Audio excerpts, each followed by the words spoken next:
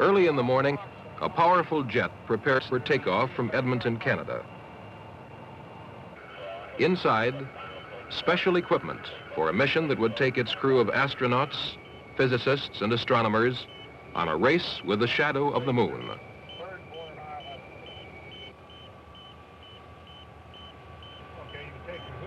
From the air, the scientists in this flying laboratory would observe and record one of nature's most spectacular displays, a total eclipse of the sun.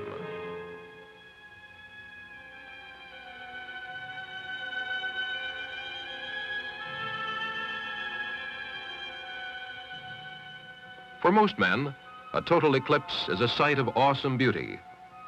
But to scientists, it is a unique opportunity to investigate features of the sun that are normally blotted out by its blinding light. Why do eclipses occur? And what can scientists learn from them?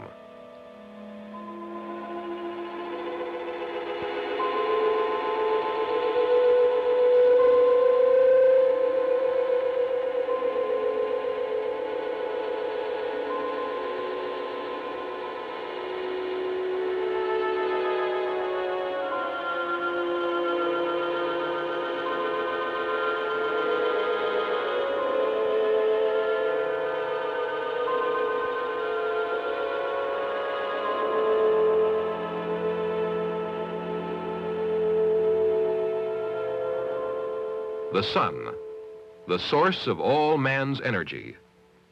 Around it, the Earth moves in perpetual orbit. And around the Earth, its smaller satellite, the moon, also journeys in orbit. Both are illuminated by the sun. Occasionally, the shadow of one body falls on the other.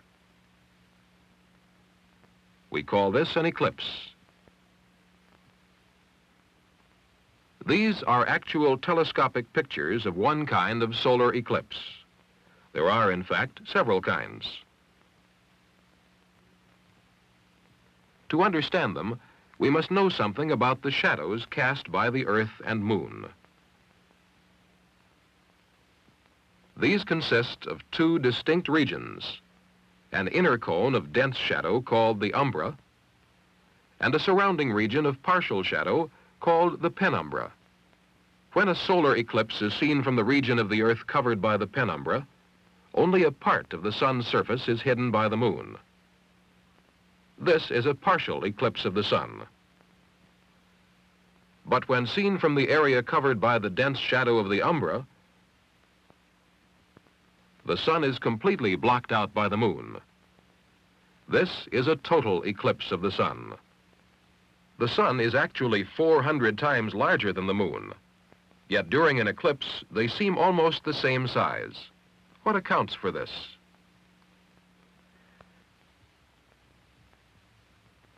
Another kind of eclipse occurs when the moon, as it moves around the Earth, falls into the Earth's shadow.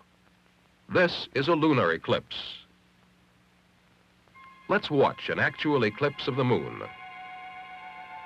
This film, taken through an observatory telescope, shows the moon, many times enlarged, entering the Earth's umbra. It will take the moon approximately 2 hours to pass through the shadow area. In that time, it will have traveled some 5,000 miles.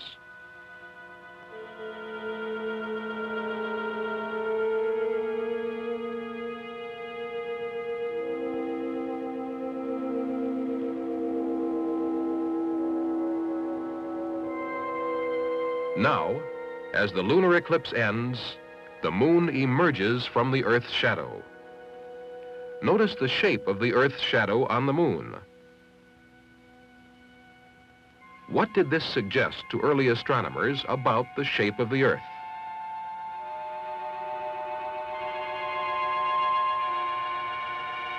The moon orbits the Earth approximately once every month, yet eclipses of the sun and moon do not occur monthly. Why is this so? Imagine a straight line extending through the sun and the Earth and beyond the Earth on the other side. If the moon passed directly through this line in its journey around the Earth, we would see monthly eclipses of both the sun and the moon. But the moon does not travel this way. Instead, the moon's orbit places it either above or below the line on most of its revolutions. Unless the three bodies are in position on the line, the shadows of both Earth and Moon fall off into space, and no eclipses occur. Even when the Moon's umbra reaches the Earth, it usually covers an area no more than 60 miles wide. It sweeps across the planet at more than 1,500 miles an hour, passing ground observers in less than 7 minutes.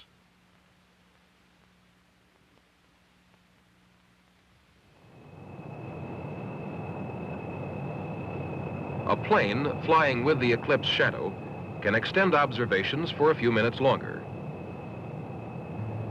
But on the ground, only those people in the narrow path of the moving shadow can observe and record a total eclipse of the sun.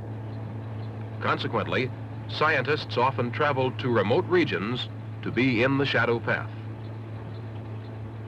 For the next few moments, we will join an eclipse expedition and see a total solar eclipse as a scientist does. Outside the observation compound, the clouds darken and semi-twilight bathes the landscape, announcing the approach of totality.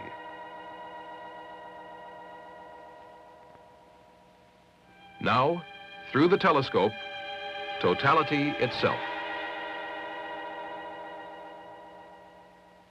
Let's look at the eclipse again, stopping the camera at several points. Just before totality, we see only a thin crescent of the sun's chromosphere, the gaseous atmosphere that envelops the sun. The spots at the sun's opposite edge are called prominences.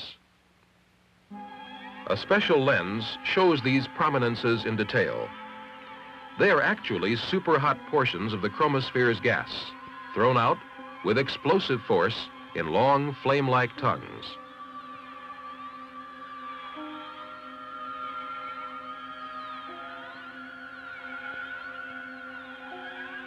The prominences travel as far as 250,000 miles outward from the sun at speeds as fast as 250 miles an hour.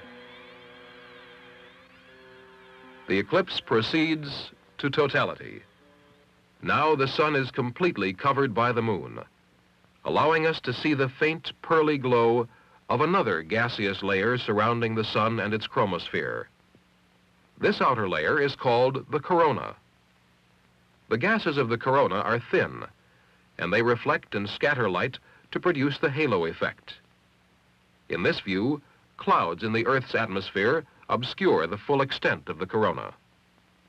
But as the clouds pass, the full corona appears, extending more than 500,000 miles outward from the sun. This is the prime target of most eclipse expeditions. Its temperature is almost 1,000,000 degrees, and data recorded from it give scientists a unique opportunity to study characteristics of high-temperature gas. Occasionally, the outermost rays of the corona reach as far as the Earth, where they heat our upper atmosphere, influence our magnetic field, and probably our surface weather. The shimmering aurora, or northern lights, is caused by radiation from the corona. All photographs and observations of the corona must be quick and precise, for in less than 2 minutes, the moon passes on, and the full light of the sun returns as quickly as it vanished.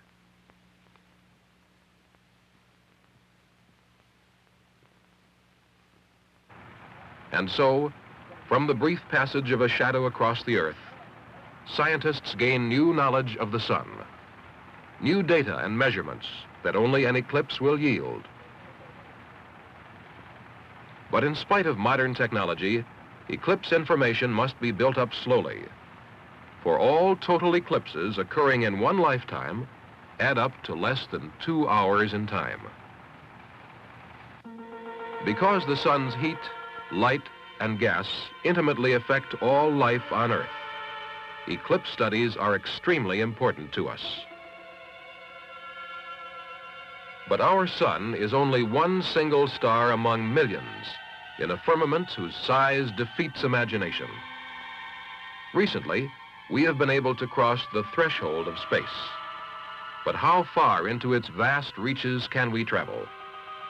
How much can we discover of the universe in which our Earth is only an infinitesimal speck?